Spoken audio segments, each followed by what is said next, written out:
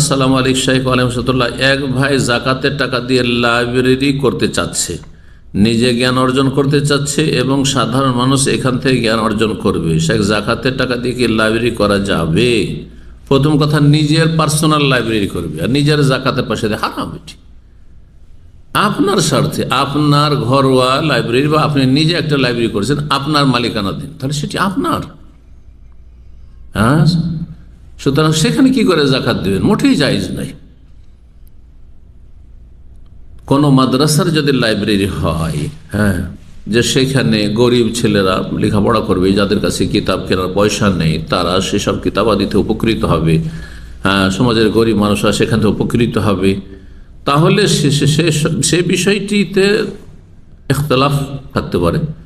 একদল বলছেন এই কাজের জন্য জাকাত নয়, কারণ এটা কোন খাতে ফেলবেন? 8টি খাতের কোরআনে কারিমের সূরা তওবার আয়াত নম্বর 60 রয়েছে, ফি সাবিলিল্লাহ, আল্লাহর রাস্তা। ফি সাবিলিল্লাহ বলতে আসলে জিহাদ, আর না হলে দাওয়া ইলাল্লাহ, আল্লাহর দ্বীনের দাওয়াত।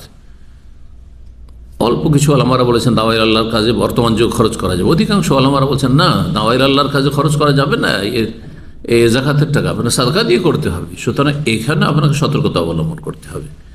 আর পার্সোনাল নিজের লাইব্রেরি হলে সেখানে জাকাতের টাকা দেওয়া যায় না। আপনার নিজের টাকা পয়সা দিয়ে অথবা দিনী ভাইরা যারা জ্ঞান অর্জন করবে তারা নিজের দান সাদকা করবে, আর আপনি লাইব্রেরি তৈরি করুন।